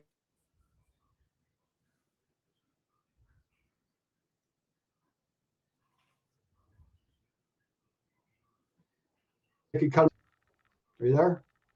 Yeah. You the last 15 seconds got cut off. So I don't know what happens in high level in these corporations, but out here in the ground, that system was offered as a trial system. Farmers used it and they liked it, and boom, it got cut off by John Deere. That's what the story I got, and that type of scenario is going to happen more and more in the future. And we need competition, and that's the reason I'm here, trying to show different ways that this can happen. We are glad to have you for it. Okay, let's see. Some fewer comments here. It was something that was good earlier. Okay, do we have any questions in the chat, Mr. Kevin Kenney? Anybody? How do we know this gentleman is not a Deere affiliate? Yeah, something tells me that John, he's not. I don't think I'm gonna get hired away right away by John Deere. That's probably not my cards. Let's see. Do we have any good questions here? Were you in the Vice documentary? Yeah, I basically helped organize that from the start. The last 5 seconds, they give me credit in the Vice documentary that got 10 million views on YouTube. So Paul asked, how important is the automation versus the offline equipment that you would have used 20 years ago? Well, there's efficiencies that you have nowadays because of electronic rate controllers. And going forward, and this is really important, if you read the latest technology that John Deere is going to bring on the market, there's see and spray technology and sense and react. Okay, this is really important to us. And I didn't put it in my notes here, but these are subscription-based scenarios. John Deere's not going to sell this technology, all right? And that's a big problem. We can't let that happen. or what I should say, let John Deere do what they want to do, but there should be competing systems that can work on these platforms that are mostly open source based. Okay, like the displays and the CAN network and the controllers, they all run off ISO protocol. We should be able to put in our own controlling software and compete instead of paying a certain fee, which could be over market value just because they have a monopoly. For those of us with coding skills, where can we start or help you? Well, I believe there's a GitHub repository. I'll have to get the name of it, but that's where it's going to be. And every open source code programmer will ask the first question, where's the GitHub depository or whatever software depository we can go to? And for example, Sick Codes, he put Doom on a display and he proved that he could take over control of the display and pretty much make it do what he wanted to do. But he's a one-man gang. So it's going to take him and maybe a group of other guys on his level to do this. And we have the luxury of Google's YouTube platform, which I think has done more for independent repair than anything else I've ever seen. You can go on YouTube and you can search for how do you fix this, all right, whatever. And you can find a bunch of these videos you can pull up and boom, you can go, and that's all free. It's you know, you got to put up their advertising. That's how they make money, and that they're more than willing to give you a platform like Android. And by the way, Google owns Android.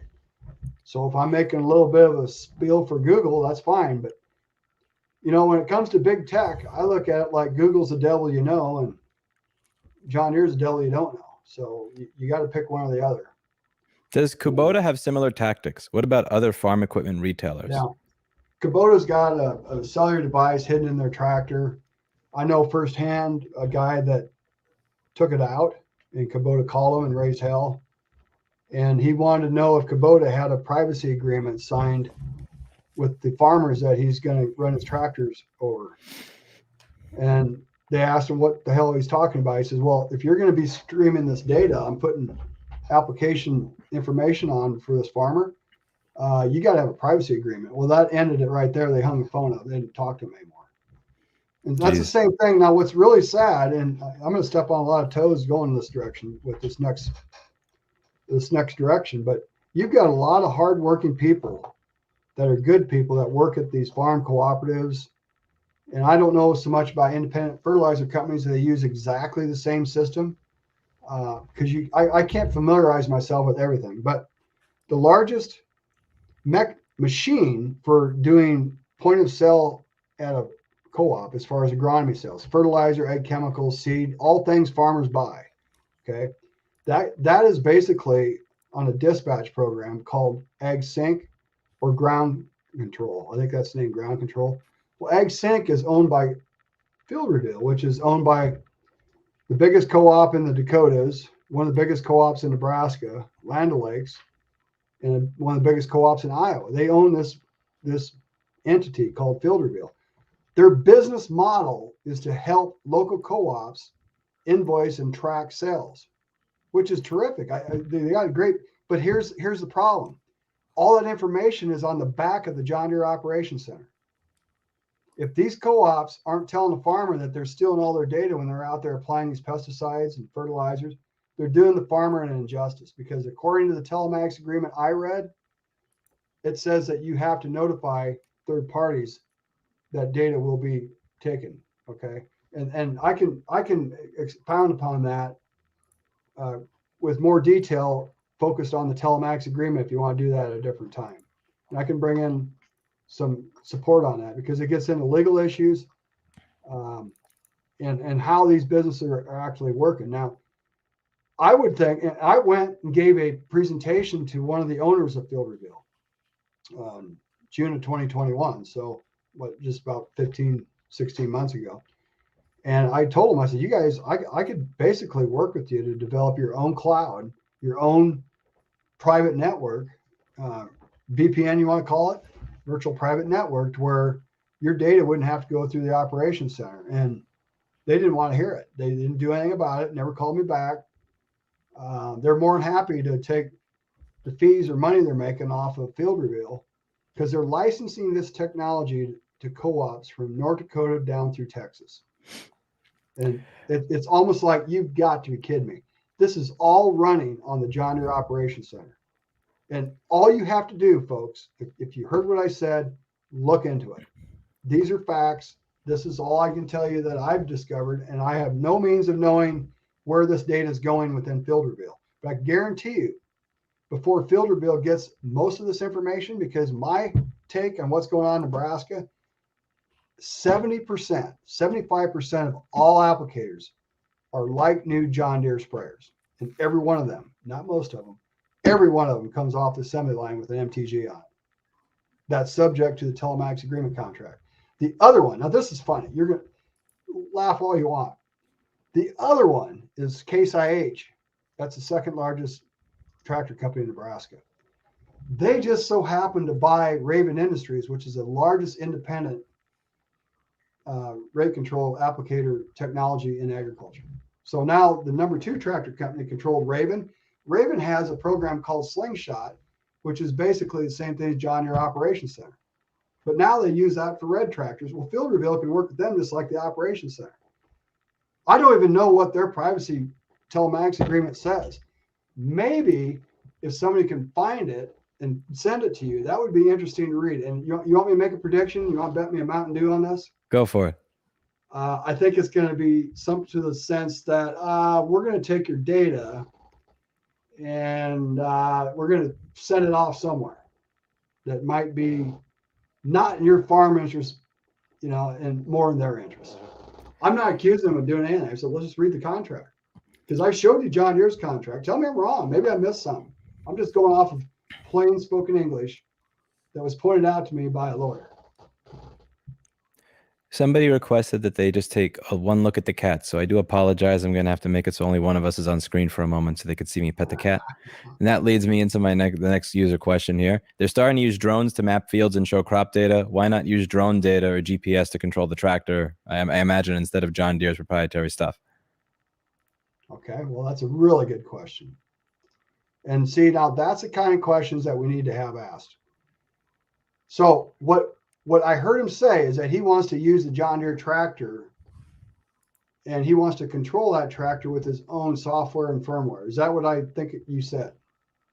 Yeah, like why not just use data from your own drone to control it rather than their own proprietary systems where you're sending data back and forth to John Deere? And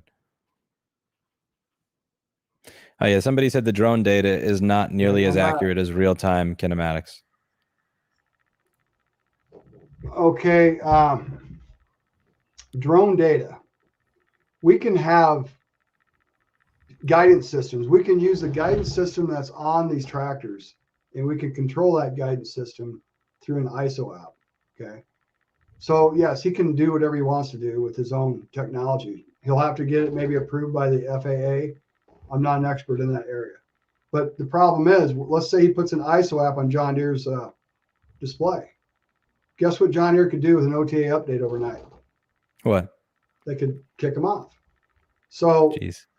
This happens. This is not something I'm telling you that didn't happen. I'm providing you facts, what has happened. So let's say he spends all his money. He's going to go to the bank and say, I want a loan for this. And the bank's going to do their diligent work. And they say, okay. Oh, shit. You got an agreement that John Deere that says you can have access to their telematic display and never kick you off for the life of that tractor. I'll go ask.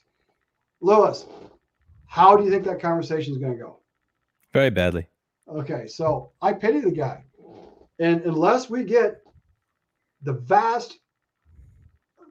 army of guys, and I don't think it's that complicated. You got software in these tractors that is not that complicated according to SIC codes. I mean, he acted it by himself.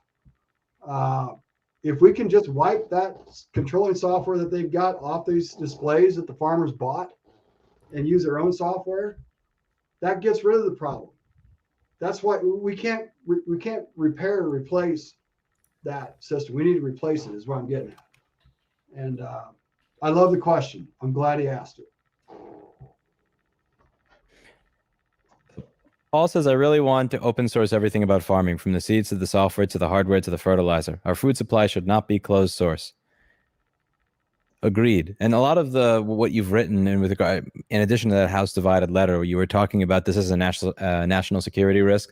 If if these devices are being sold in countries like China, or I'm confident that they're going to be asking for access to payload files, source code, and everything else, and our political our political adversaries have access to that, it would really suck for them to be able to shut down a large portion of our own agriculture.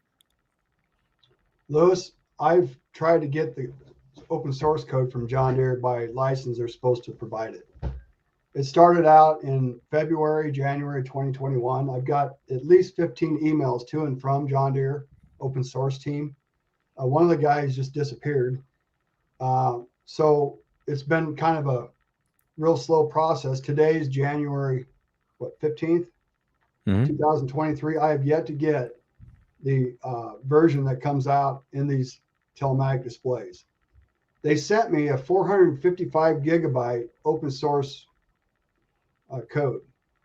But the way it was explained to me is that this code is worthless because it's what they took off the shelf for free. Now, the reason they did that is because, like, let's say Android's got 30 billion lines of code. Do you think John Deere wants to write their own proprietary system, or do they want to use something free that's on the shelf? Okay, that's free on the shelf. They took it off the shelf, they threw it in, they modified it, and those modifications are not proprietary to John Deere. That by license, they have to give the person that requests that open source code the changes that they made to the original software through GPL. Why do they get away with these blatant license violations? I mean, like there needs to be a greater penalty for violating the GPL, in my opinion. The FTC doesn't enforce this apparently, and it's a shame. You got the Software Freedom Foundation. They can't go to court against John Deere. John Deere's going to line it up with how many lawyers and sit there until hell freezes over. What we need to do is to force them to give us their code. Now, if you allow me to do this, I will send you the chain of emails that I got from John Deere Corporate and the files that they sent me. Now, you might have to help me figure out what to do with the 455 megabyte file. I might have to just throw it in the mail to you. I don't know how you can move a file that big through. I'll set something up for you. We'll go through this in great detail in show number 2. But yeah, I'll send you all the stuff on how to do that. Great.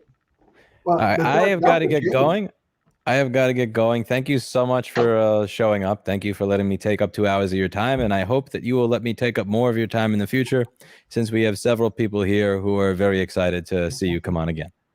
I've got quite a few text messages coming my way here. It looks so. I might be getting an attitude, but that's worth it. All right. I have included a modified link to the document you sent me down below that does not allow any random fucker to edit it, because some jackass was like deleting it while in the middle of the conversation. So there's one with proper it has all of Kevin's citations for all of his claims and everything that he has written. It's a well-documented little history of his start into advocating for right to repair in the state of Nebraska. Thank you so much for coming on. By the way, where I know you're like something tells me you don't have your own TikTok page or anything like that, but if people want to find you, talk to you, email you, how can they get in touch with you?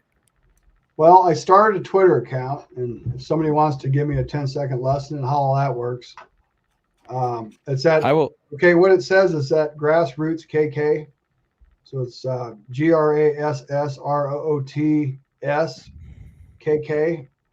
The G's capitalized and the last 2 K's are capitalized. So that's my Twitter account. There's an open source page on Facebook that I've actually started that here a while back. Okay, so I'm going to put this, and I'm going to make sure that's in the description along with your document and your citation. So if anybody is curious about anything you put here, you have a way to contact him.